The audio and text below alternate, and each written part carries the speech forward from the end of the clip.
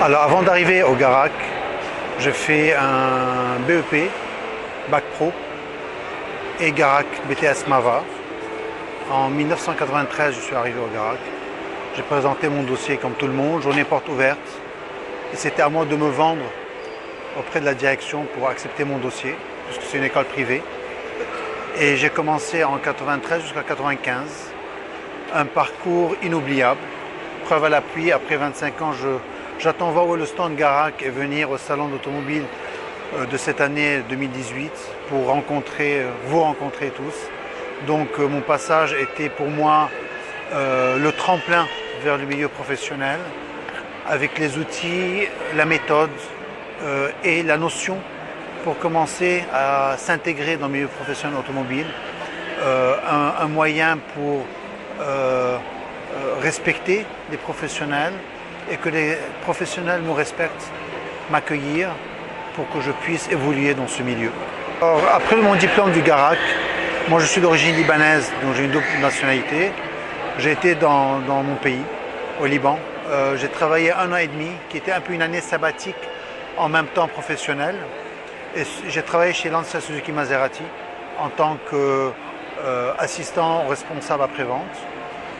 À la suite de ça, je suis revenu en France et j'ai travaillé dans un groupe de concessionnaires Mercedes à Paris, qui est le groupe Como, bien connu jusqu'à ce jour, qui à ce temps-là, au bout de 6 mois, m'ont annoncé qu'ils ont eu l'exclusivité de Smart à Paris et qu'il était très probable que je prenne en charge Smart dans Paris. Donc après 1 an et demi de mon passage en 96 chez eux, en 98, octobre 98, j'ai été responsable de la prévente de Smart, qui d'ailleurs était un début à zéro, puisque j'avais 0 client, j'avais 3 mécanos et j'avais un stock de 230 véhicules en octobre 98. Et je me suis lancé à l'aventure de ce produit, que beaucoup de gens n'ont pas cru à cette voiture, que nous on était extrêmement convaincus par sa fiabilité, par sa technologie avancée, par son esprit nouveau dans le milieu professionnel automobile et consommateur.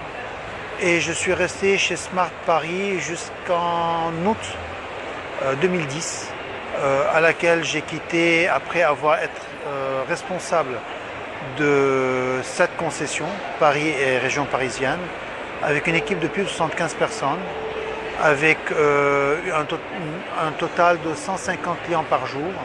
Donc j'ai quitté Paris et la France en août 2010 et j'ai été au Qatar en tant que responsable après-vente de Mercedes Qatar, responsable national. En étant là-bas, suite à mon avantage de parler la langue arabe et en plus anglaise, bien évidemment française, j'ai pu de suite m'intégrer et pas m'imposer en respectant les cultures. J'ai développé et restructuré le réseau Mercedes au Qatar. Au bout de 1 an et demi, les propriétaires de Mercedes Qatar ont vu mes compétences. Ils m'ont pris dans un projet secret qui était le rachat de Audi Volkswagen par un autre propriétaire qatari. Donc j'ai travaillé sur ce dossier en toute confidentialité. On a été à Dubaï en jet privé pour vendre le dossier. Et puis au bout de 2 mois, ils sont revenus vers nous en disant qu'on a eu Audi Volkswagen. Il y avait une petite peur, parce qu'on avait Mercedes, de comment qu'il n'y ait pas un conflit d'intérêts entre Audi et Mercedes et investissement va se faire. Donc la famille s'est mise d'accord de se séparer.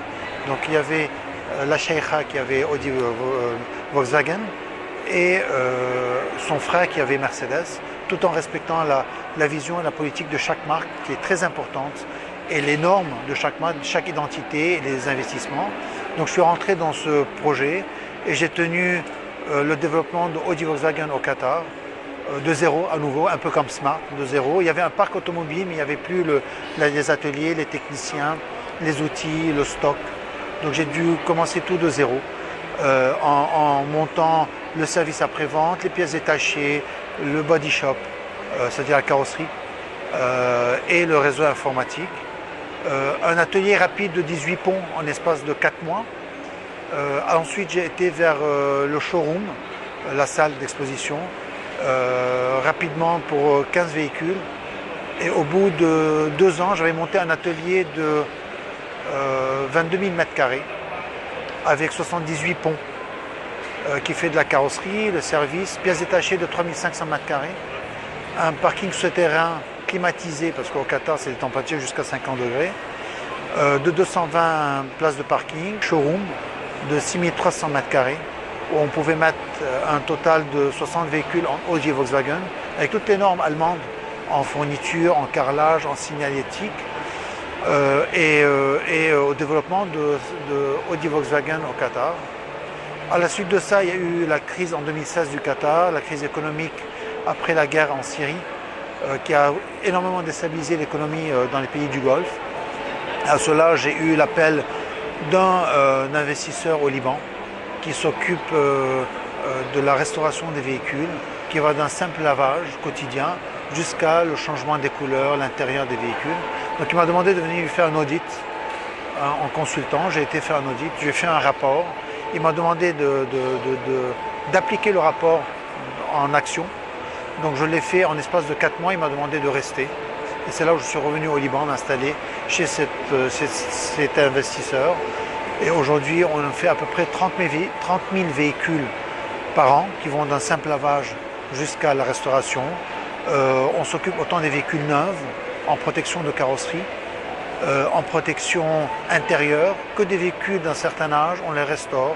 Que si je fais le lien entre le Garak et ma carrière professionnelle, c'est que le Garak m'a permis d'avoir une ouverture sur le milieu professionnel qui est énorme. L'industrie automobile est énorme. On peut être en contact du client comme on peut ne pas l'être. On n'aime pas le client, le côté un peu difficile du client.